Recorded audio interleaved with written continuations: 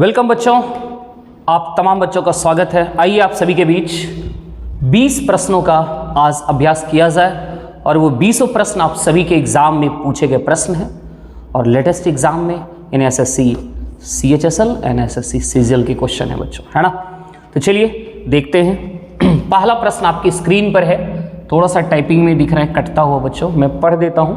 Question कहता है 1 centimetre है ना, 1 सेमी त्रिज्या वाले धातु के गोले, ये क्या है गोले, धातु के एक गोले, यहाँ है 12 सेमी, क्या है बच्चों 12 सेंटीमीटर गुना 4 सेंटीमीटर गुना 4 सेंटीमीटर विमाओं वाले एक आयताकार बॉक्स में पैक किए जाते हैं।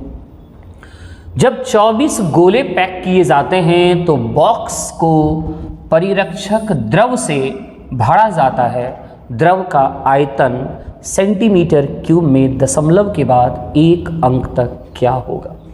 आप क्वेश्चन नहीं समझेंगे। क्वेश्चन क्या कहना चाह रहा है कि एक गोला है जिसकी त्रिज्या है 1 सेंटीमीटर, राइट, और एक कैसा है आपका बॉक्स, आयताकार बॉक्स। आयताकार बॉक्स का मतलब आप समझ लो बच्चों, वो कैसा है, एक घनाभ के जैसा है। आयताकार बॉक्स का मतलब क्या हुआ, वो एक घनाभ के जैसा है और एक घनाभाकार बक्सा है, उस बक्से में गोला डालना है। और कितने गोले डालने बोल रहा है, 24 गोला डालने बोल रहा है। और 24 गोला डालने के बाद भी कुछ स्पेस उस बक्से में बच जा रहा है। जो स्पेस बच जा रहा है उस स्पेस में कहता है कुछ द्रव डाल दिया जाए और द्रव से भर दिया जाए। तो पूछता है बताइए द्रव का आयतन क्या होना चाहिए। तो आप बताओ, एक बक्से का जो आयतन होगा वह आयतन डाले गए गोले और उसमें फिर जो द्रव डाला गया दोनों के आयतन के योग के बराबर होना चाहिए। तो आपसे द्रव का आयतन पूछ रहा है, तो द्रव का आयतन कैसे बताएंगे, तो क्या करेंगे, घनाभ का आयतन निकाल लेते हैं और घनाभ के आयतन में से जितना गोला डाला गया उतना आयतन घटा दिया जाए तो जो बचेगा, जो अंतर आएगा वही अंतर तो द्रव का होगा, है ना। तो चलिए सवाल को बना लेते हैं हम लोग। सबसे पहले देखा जाए तो बच्चों घनाभ का आयतन क्या होगा, तो घनाभ का आयतन होता है लंबाई गुणा चौड़ाई गुणा ऊंचाई, यानी पेन चेंज कर लूँ मैं, यानी 12 गुणा 4 गुणा 4, ये घनाभ का आयतन हो गया। और इस घनाभ के आयतन में से जितना गोला डाला गया उस गोला का आयतन निकाल के घटा लेते हैं और देखते हैं कितना आयतन और बच रहा है। जो आयतन बचा वही आयतन तो द्रव से भरा होगा, यानी द्रव का वही आयतन मिल जाएगा।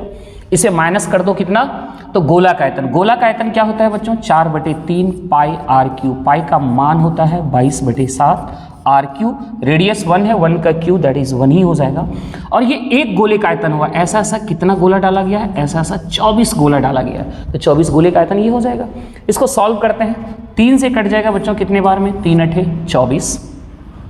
अब इधर देखा जाए तो 4 चौके 16, 16 गुना 12 कितना, 16 गुना 32, 192, ये कितना आ रहा है बच्चों 192, माइनस, और ये हो रहा है 22 चौके 88 गुना 8 करते हैं तो 88 हमें मिल जाएगा 64 का 4, बाकी 6 88 64 और 6 70, 704 बटे कितना 7, ये 192 रहने देते हैं बच्चों। और यहाँ यदि हम भाग लगा दें तो 100 पॉइंट कितना जा रहा है, 4 7 25 35 5 और 50 67 49, लगभग ये वैल्यू जा रहा है ना। आपसे पूछ भी रहा है पॉइंट के बाद 1 अंक तक बताना, पॉइंट के बाद हम लोग 2 अंक तक चले गए।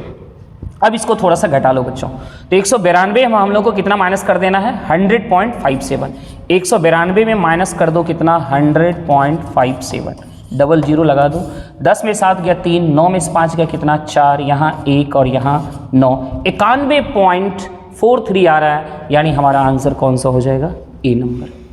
तो उम्मीद करते हैं बच्चों आप इस प्रश्न को समझ गए होंगे। चलिए नेक्स्ट क्वेश्चन देखते हैं। नेक्स्ट क्वेश्चन क्या है, आ जाओ।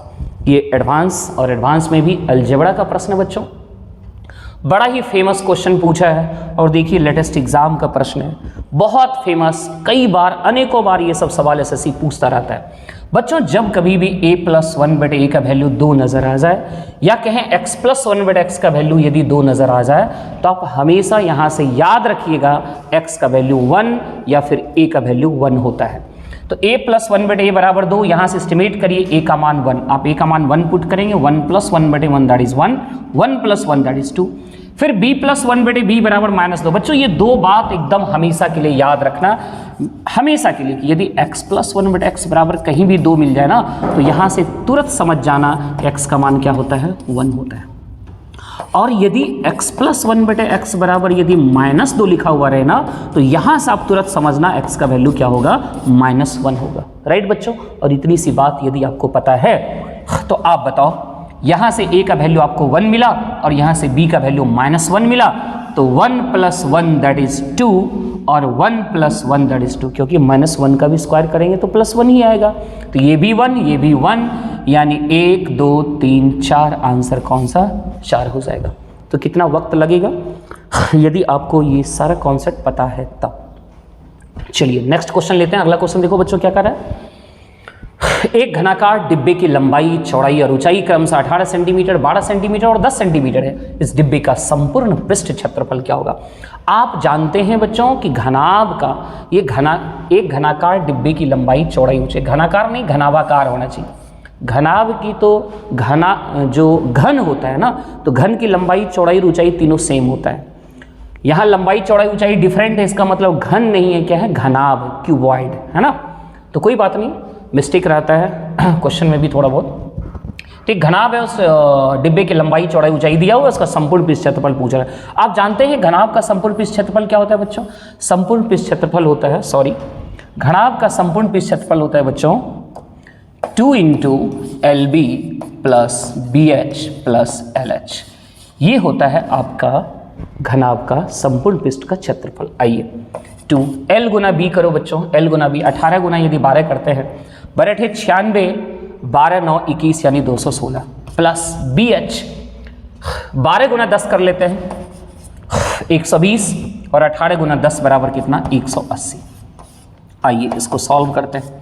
180 प्लस 120 मिलके बच्चों कितना हमें मिल रहा है, 300, और 300 और 216 मिलके कितना, 516, 516।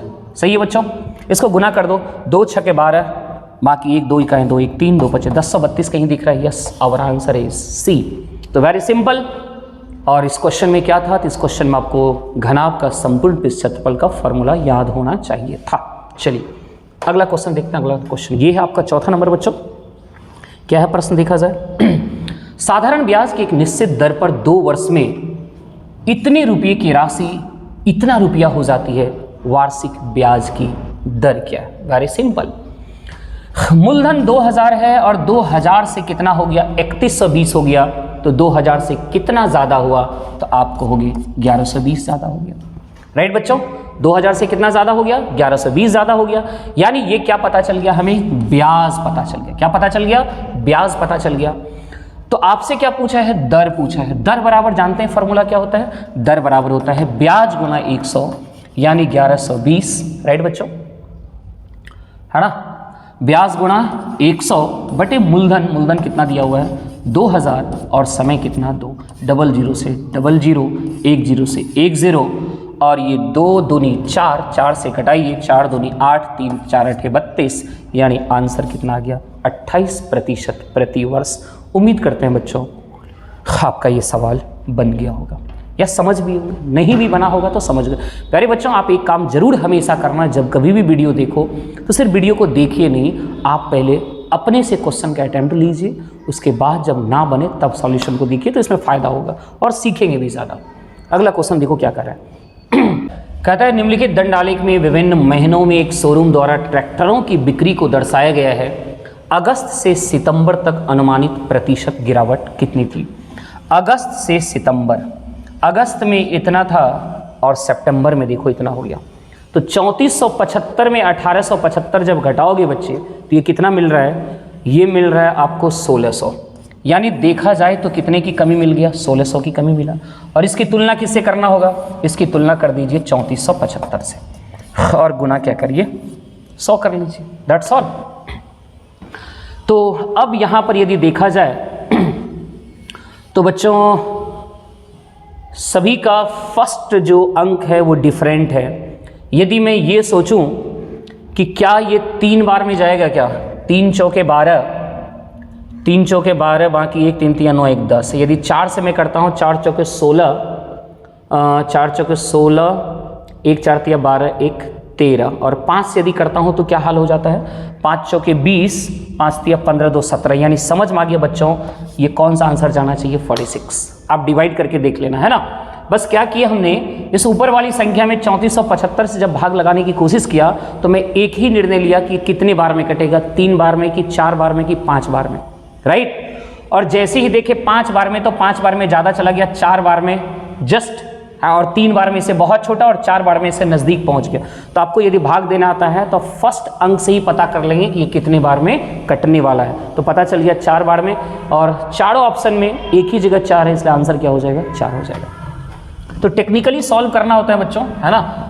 आइए, ये फिर एक एडवांस का क्वेश्चन दिख रहा है कि यदि y + 1/y = 3 तो 1/y³ + y³ का मान क्या होगा। प्यारे बच्चों, एक चीज़ फिर मैं आपको कहूँगा कि आप हमेशा के लिए याद रखना, यदि x + 1/x = यदि a है और आपसे कभी भी पूछ ले x³ + 1/x³ का वैल्यू बताओ, तो आप हमेशा के लिए याद रखना a³ - 3a। इसका उत्तर क्या होगा, a³ - 3a। और गलती से कभी x³ जैसे यहाँ माइनस दिया हुआ रहे और आपसे माइनस का वैल्यू पूछे, तो जब माइनस पूछेगा तो इसका उत्तर होगा a³ + 3a, है ना। बस इतनी सी बातों को याद रखना। y + 1/y दिया हुआ है और y³ + 1/y³ पूछ रहा है, इसका आंसर क्या होगा, a का q, यही फार्मूला बैठाओ, a³ - 3a -3 और a की जगह 3। 27 में बच्चों 3 दिया 9 घटाओ, आंसर क्या हो जाएगा, 18 हो जाएगा। उम्मीद करते हैं आप समझ गए हो।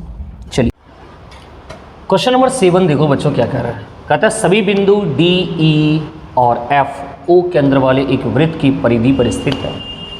यदि कोण DEF बराबर 48 डिग्री हो तो कोण DOF का संभावित मान कितना है ना।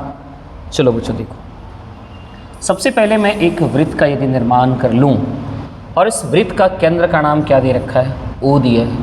कहता है DEF वृत्त की परिधि पर स्थित है। सवाल ये उठता है कि DEF होगा कहाँ, है ना। तो कंफर्म नहीं है कि वो कहाँ है, किस ओर है। तो इस चीज़ से ये पता चलता है कि DEF बिंदु यदि आप जहाँ तहाँ लेते रहेंगे तो शायद जो एंगल पूछ रहा है DOF वो एंगल भी अलग अलग निकलता जाएगा। इसीलिए आपके लिए एक वर्ड यूज़ किया है कि उसका संभावित मान कितना हो सकता है। तो देखो बच्चों, वेरी सिंपल, यदि आपको ज्योमेट्री पे थोड़ा भी पकड़ है तो आपके दिमाग में ये हिट होना चाहिए कि DEF की यदि बात किया है तो चलिए हम यहाँ D लेते हैं, यहाँ E लेते हैं और यहाँ F लेते हैं, ठीक है। और कहता है कोण DEF कितना बता रहा है बच्चों, तो कहा 48 डिग्री। कितना, 48 डिग्री।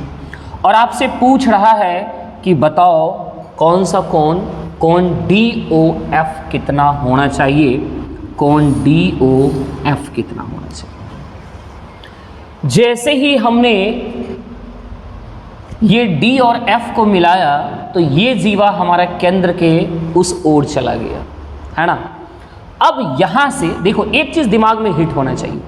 एक थ्योरी बड़ा फेमस है कि किसी जीवा के द्वारा केंद्र पर बना गया कोण, किसी जीवा, जैसे सपोज करिए एक वृत्त हमने लिया और इस जीवा के द्वारा केंद्र पर, किसी जीवा के द्वारा केंद्र पर बना गया कोण और उसी जीवा के द्वारा उसी ओर, एक ही ओर ध्यान देंगे, यानी इस जीवा के इस ओर, तो दोनों कोण इसी ओर होना चाहिए। ये बात ध्यान रखेंगे, ये थ्योरी आपको मालूम होना चाहिए। जीवा के द्वारा केंद्र पर बना गया कोण और इसी जीवा के द्वारा परिधि पर बना गया कोण, दोनों में रिलेशन क्या होता है, यदि परिधि पर बना गया कोण थीटा है तो केंद्र पर बना गया कोण उसका दोगुना यानी 2 थीटा होता है। तो ऐसा लग रहा है कि भाई यहाँ 48 है तो क्यों ना ये जीवा, यदि सपोज करिए जीवा तो हम यहाँ भी ला सकते हैं। यदि आप सपोज करो बच्चों DEF यहाँ पे आ जाता है, एज फॉर एग्जाम्पल, जैसे ये O हमने मान लिया और यहाँ मैंने D लिया, यहाँ मैंने E ले लिया और यहाँ मैंने F ले लिया, ठीक है। तो यहाँ से DEF जो है हमारा कितना बता रहा था, 48 डिग्री। अब ये D और F को जैसे मिलाएंगे, आपसे पूछा था DOF बताओ, तो अब देखो तो यहाँ तो वेरी सिंपल थ्योरी लगता हुआ दिख रहा है वो वाला। इस जीवा के द्वारा परिधि पर बना गया कोण और इसी जीवा के द्वारा केंद्र पर बनाया गया कोण में क्या रिलेशन होना चाहिए, तो इसका दोगुना होना चाहिए यानी 96 डिग्री होना चाहिए। संभावित मान पूछा था, क्या संभावना हो सकता है, तो ये सोच के हम डायरेक्ट उत्तर लगा सकते हैं। अब यदि गलती से ये फिगर बन गया तो आप ही बताओ, ये निकाल तो सकते हैं, अब कैसे निकालेंगे, तो आप क्या करते आपसे ये कौन पूछ रहा है, तो आप यहाँ से यहाँ इसको थोड़ा सा मिला दीजिए। तो ये देखिए, इसका नाम यदि मैं जी दे दूँ तो DEF और G हमारा कौन सा चतुर्भुज बन गया, चक्री चतुर्भुज बन गया। आप जानते हैं कि किसी भी चतुर्भुज के चारों शीर्ष यदि परिधि पर है, इसका मतलब वो चक्री चतुर्भुज हो जाता है। ये चक्री चतुर्भुज हो गया, और चक्री चतुर्भुज का आमने सामने के कोणों का योग 180 डिग्री होता है, मालूम होना चाहिए। ये 48 है, इसका मतलब ये 132 डिग्री हो जाएगा। अब देखिए, आपको पूछा है ये वाला कोण, ये कोण इस जीवा को यदि कंसीडर किया जाए DF, तो DF के द्वारा केंद्र पर बना गया कोण और DF के द्वारा उसी ओर परिधि पर बना गया कोण, इस दोनों में रिलेशन फिर दोगुना का होना चाहिए, यानी यहाँ 264 होना चाहिए। ऑप्शन में कहीं 264 है ही नहीं।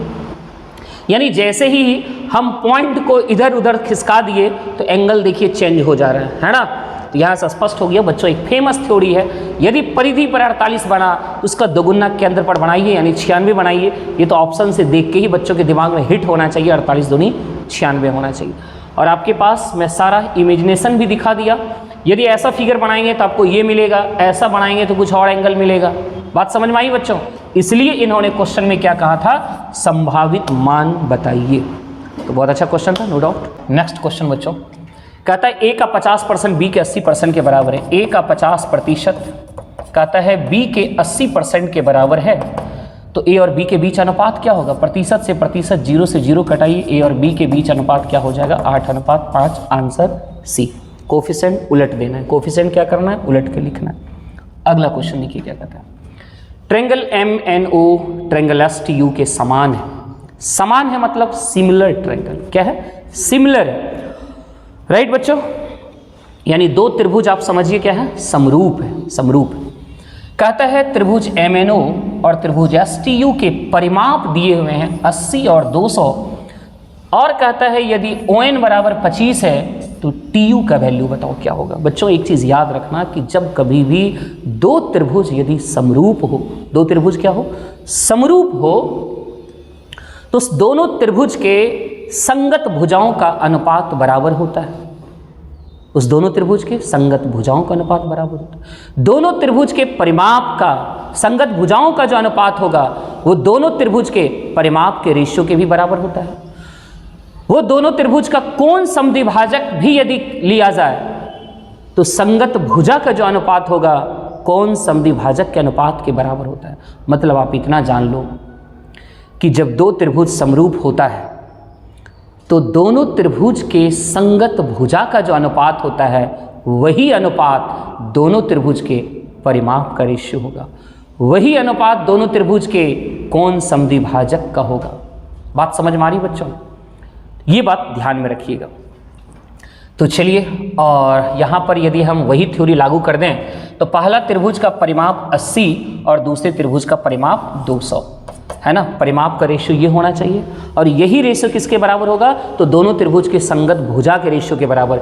ये वाला MNO का है, और MNO का ही देखिए भुजा कितना दे रखा है? 25 है ना। जो त्रिभुज ऊपर उसी का भुजा भी ऊपर, जो त्रिभुज नीचे उसका भुजा भी ऊपर, और दूसरे का पूछ रहा है बच्चों x मान लो। कोई दिक्कत क्या? अब इसे यदि मैं कटाऊँ तो 0 से 0 कट जाएगा बच्चों, और कटेगा क्या?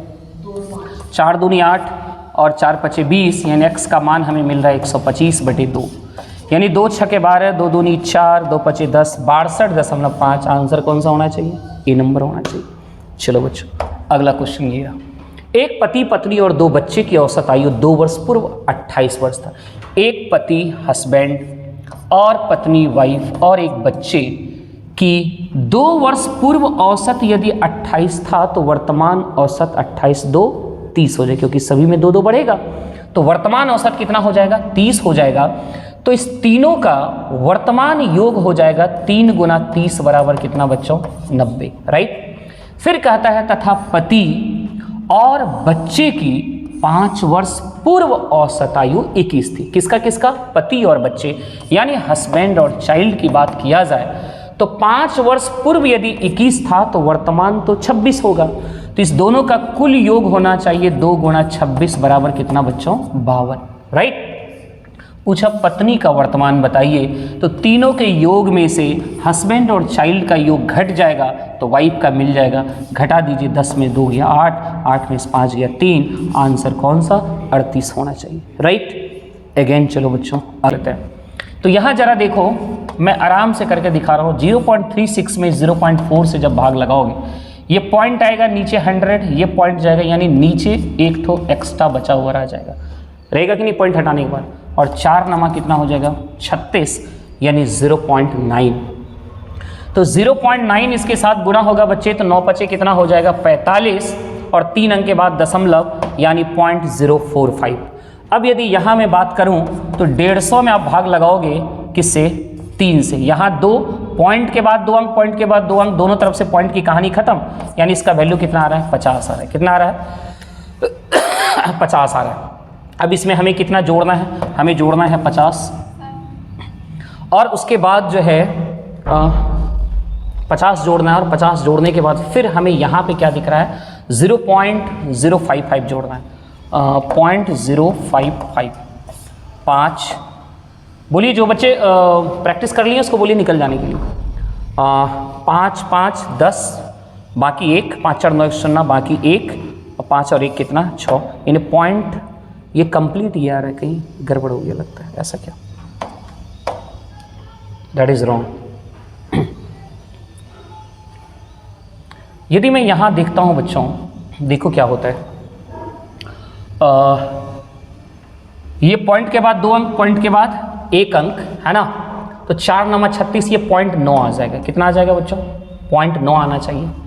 और यहाँ इसको जब गुना करते हैं तो 9 पचे 45, एक 3 अंक के बाद दशमलव, तो 1 0 और लगेगा, यानी इसका वैल्यू हमें ये मिल गया। फिर यदि यहाँ आते हैं तो एक जोड़ना है हमें कितना 0.055। फिर इसके बाद बच्चों इसको यदि सॉल्व किया जाए, पॉइंट के बाद 2 अंक, पॉइंट के बाद 2 अंक, दोनों तरफ से पॉइंट की कहानी खत्म, 3 पच्चे 15 यानी 50। कितना हो गया 50 जोड़ना है हमें, राइट। 50 क्या करना है हमको जोड़ना है, तो जोड़ लीजिए। 5 5 10 0 बाकी 1, 5 4 9 1 10 0 बाकी 1 1, यानी 50.1 दिख रहा है बच्चों, यानी आंसर कौन सा होना चाहिए सी होना चाहिए, सही है। ओके नाउ नेक्स्ट कहता है त्रिभुज पी क्यू आर में कोण P बराबर 46 डिग्री, कोण R बराबर 64 डिग्री। यदि कोण पी क्यू आर यदि त्रिभुज पी क्यू आर त्रिभुज ABC के समरूप और संगलता में है तो कोण B का मान कितना होना चाहिए। तो सिंपल सी बात है बच्चों, देखो एक त्रिभुज है पी क्यू आर और एक दूसरा त्रिभुज दिया है कितना, बहुत आसान क्वेश्चन है बच्चों, दूसरा त्रिभुज है ABC, राइट। कहता है त्रिभुज पी क्यू आर में कोण P 46 डिग्री, ये कोण कितना बता रहा है 46 डिग्री, कोण R 64 डिग्री, ये कितना बच्चों 64 डिग्री बता रहा है, राइट। आपसे पूछ रहा है कोण B का मान कितना होना चाहिए, कोण B का मान कितना होना चाहिए। तो आपको पता होना चाहिए कि जब जो दो त्रिभुज समरूप है तो उसके संगत कोण भी क्या होते हैं, समान होते हैं। संगत कोण भी क्या होंगे, समान होंगे बच्चों। तो आ जाओ, ये 46 ये 64, तो ये कोण तो पता किया ही जा सकता है, 180 में इस दोनों को जोड़ के घटा दो, तो 64 और 46 मिलके कितना हो रहा है बच्चों 120, ये कितना हो जाएगा 60, सही है ना। ये 60 हो गया तो ये भी कितना होना चाहिए 60 होना चाहिए, यानी आंसर, अरे जोड़ने में गलती होगी क्या, 6 4 10, अच्छा 110 हो रहा है ना, 110 यानी बच्चों ये 70 हो जाएगा, फिर कितना हो जाएगा 70, तो ये भी कितना हो गया 70 हो गया, 70 होना चाहिए, यस आंसर डी, राइट। चलो बच्चों अगला सवाल लेते हैं। अगला कहता है अंकित मूल्य का 20% क्रय मूल्य के 50% के बराबर है, यदि कोई बड़ा छूट नहीं दिया जाए, यदि कोई भी छूट ना दिया जाए तो लाभ प्रतिशत क्या होगा। आइए मैं सीपी को क्या मानता हूं 100 मान लेता हूं। तो अंकित मूल्य यानी मार्क्ड प्राइस क्या कहा, अंकित मूल्य का 20% क्रय मूल्य के 50% के बराबर है। ओ अंकित मूल्य का 20% क्रय मूल्य के 50, अच्छा ऐसा कर लेते हैं बच्चों, अंकित मूल्य है ना, अंकित मूल्य सपोज करिए आप MP ही समझिए, अंकित मूल्य का 20% जो है वो कहा CP के किसके बराबर है 50% के बराबर, प्रतिशत से प्रतिशत 0 से 0 कटाइए, तो यहाँ से हमें MP और CP का रेशियो क्या दिख रहा है, तो आपको हो गया 5:2 दिख रहा है, राइट। यानी अंकित मूल्य 5 है और जबकि उसको खरीदा था वो कितने में, 2 में। कहता है कोई छूट ना दिया जाए तो क्या होगा, कोई छूट ना दिया जाए मतलब 5 में ही बेचा जाए, तो 5 में बेचेगा तो फायदा कितने का हो जाएगा बच्चों, कितने का फायदा होगा बताओ, 3 का फायदा होगा। कितने का फायदा होगा, 3 का। तुलना किससे करना होगा, क्रय मूल्य से गुणा 100, यानी 150 हो जाएगा। कितने % का फायदा हो जाएगा, 150% का फायदा होगा। सही है नहीं। चलिए अगला क्वेश्चन देखा जाए। अगला प्रश्न क्या है, नीचे दी गई तालिका में 7 स्कूलों में लड़कियों की संख्या को दर्शाया गया है। ये स्कूल है ना, और इधर लड़कियों की संख्या को दर्शाया गया। क्या पूछा है, सभी स्कूलों में लड़कियों की कुल संख्या कितनी है, बस जोड़ने के लिए कहा गया। इसको क्या करना है बच्चों, जोड़ना है। तो क्या जोड़ने आता है आप लोगों को, चलिए जोड़िए, ऐसे जोड़िए। 400 और 500 मिलके 900, 9 8 17, 17 6 23, 23 2 25, 25 और 1 26, 26 2600 हो गया। 2600 में 1000 जोड़ेंगे 3600, यानी यहाँ तक हमारा 3600 मिल गया। अब क्या एक्स्ट्रा छूटा उसको जोड़ लेते हैं। सभी का 50 छूटा है, बहुत बढ़िया। 1 2 3 4 5 6 7, 7 बचे 3500। इसमें कितना जोड़ दिया जाए बच्चों, 7 गुणा 50 350, 0 5 6 3 9 39 50 है कहीं पे क्या, यस आंसर बी होने से। तो जोड़ने का भी आसान तरीका है ना, इजी वे में जोड़ सकते हैं, कोई दिक्कत नहीं है। चलिए अगला क्वेश्चन, ए किसी कार्य को 9 दिनों में कर सकता है, बी ए से 80% अधिक कुशल है। बी जो है ए से 80% अधिक, मतलब ये 100 है तो ये कितना है 180 है ना। दोनों में 18, 2 5 10, यानी बी और ए का ये हमें क्या पता चल गया, इफिशिएंसी पता चल गया। राइट बच्चों, कहता है ए किसी कार्य को 9 दिन में पूरा करता है। ए की क्षमता 5 है, यानी 5 को करने में 9 दिन लगा, टोटल वर्क ये हुआ।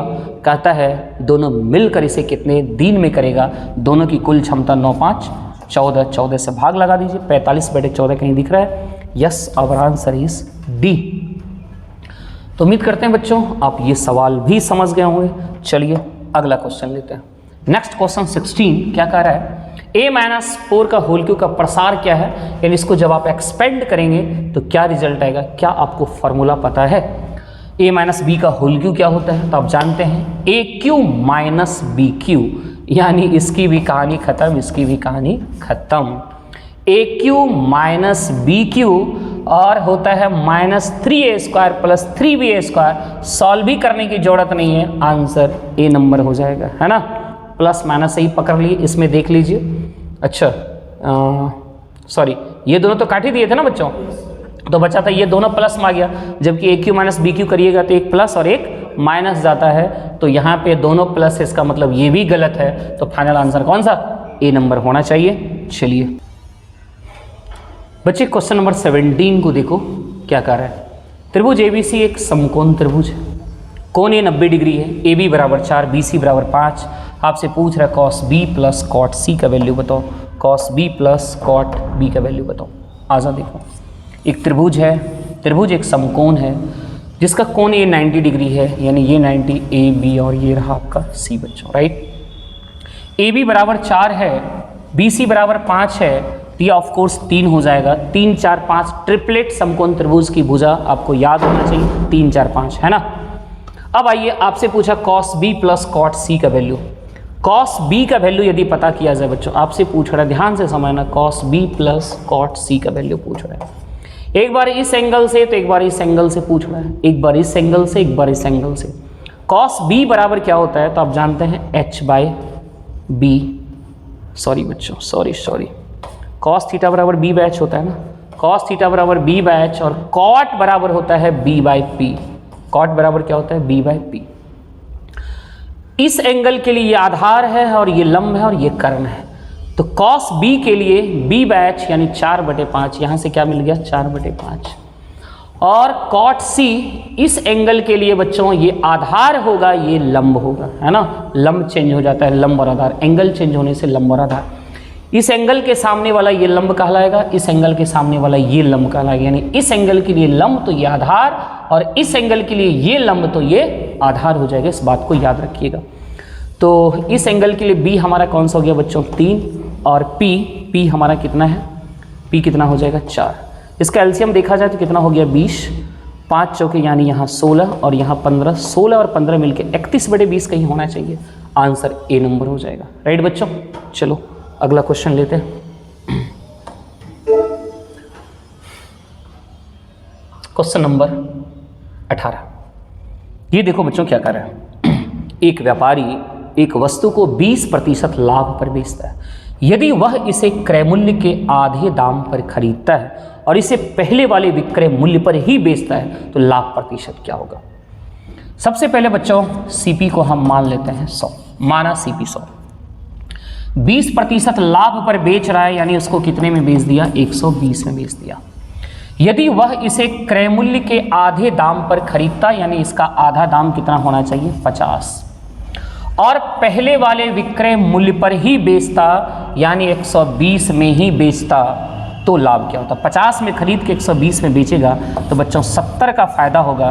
तुलना सीपी से ही करना होगा, गुणा 100, 50 दूनी 100, 70 दूनी 140, यानी 140% का क्या हो जाता, फायदा हो जाता। राइट बच्चों, चलिए अगला क्वेश्चन देखते हैं। नेक्स्ट देखो क्या है, कहता है यदि tan अल्फा बराबर 1/√3, tan बीटा बराबर √3 cos अल्फा प्लस बीटा का मान क्या होगा। प्यारे बच्चों आपको याद होना चाहिए कि tan के किस एंगल का मान 1/√3 होता है, तो आपको पता होना चाहिए tan 30 डिग्री बराबर होता है 1/√3, और कितने डिग्री में √3 होता है तो आपको पता होना चाहिए, 60 डिग्री में होता है √3। यानी यहाँ से हमें पता चला, अल्फा का मान 30 डिग्री है जबकि बीटा का मान 60 डिग्री है। आपसे cos अल्फा प्लस बीटा पूछ रहा है, तो अल्फा प्लस बीटा यानी 90 डिग्री, cos 90 बराबर बच्चों क्या होता है, 0 होता है। cos 90 का मान क्या होता है, 0 होता है। राइट, चलो बच्चों अगला क्वेश्चन देखा जाए। नेक्स्ट क्या है आपका 20वां प्रश्न। किसी त्रिभुज के आधार की लंबाई 10 सेंटीमीटर है और उसी आधार से इसका शीर्ष लंब 8 सेंटीमीटर है, इस त्रिभुज का क्षेत्रफल क्या होगा। बहुत सिंपल बच्चों, वेरी सिंपल। किसी भी त्रिभुज का क्षेत्रफल का एक यूनिवर्सल फार्मूला होता है 1/2 गुणा आधार, और इसी आधार से उसकी ऊंचाई को ही शीर्षलंब बोला जाता है।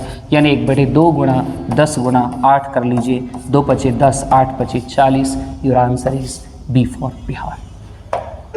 राइट बच्चों, तो इस तरह से हम लोगों ने ये 20 प्रश्नों का प्रैक्टिस किया। मेरे प्यारे बच्चों, यदि सचमुच आप एक ईमानदार छात्र हो, यदि आप ऑनेस्ट छात्र हो, यदि आप डुप्लीकेट छात्र नहीं हो, यदि आप जाली छात्र नहीं हैं, तो मुझे विश्वास है कि आप इस पूरे वीडियो को देखते समय आपका ध्यान 100% सीखने पे यदि रहा होगा, बहुत कुछ सीख पाए होंगे। और मुझे यकीन है कि आप यदि इस तरह से लगातार हमारे इस वीडियो को देखते रहेंगे तो निश्चित रूप से आपका कॉन्सेप्ट बढ़ेगा। और प्यारे बच्चों, कैसे वीडियो देखना चाहिए, तो सबसे पहले आप लोगों को हर क्वेश्चन को खुद से देखना चाहिए, समझना चाहिए, और उसके बाद अटेम्प्ट लेना चाहिए। फिर यदि आपका वो प्रश्न नहीं बना, तब फिर आप हमारे इस वीडियो को देखिए। और मैं उम्मीद करता हूं कि आप बहुत कुछ सीख पाए होंगे। जो प्रश्न आपको नहीं समझ में, उस वीडियो को बार बार रिपीट करके देखिए। और बच्चों, यदि हमारा आज का ये सेशन आपको अच्छा लगा हो, यदि कुछ सिखा पाए और आप कुछ सीख पाए, तो अपना प्यारा सा कमेंट प्लीज़ ज़रूर दीजिएगा, और वीडियो को ज़रूर लाइक कर दीजिएगा, और अपने दोस्तों तक शेयर भी ज़रूर करेंगे। इसी विश्वास के साथ हम आपसे फिर कल भी आपके लिए इसी तरह 20 प्रश्नों का संग्रह लाएंगे, और आप सभी को बेहतर तरीके से समझाने की कोशिश करेंगे। Thank you very much.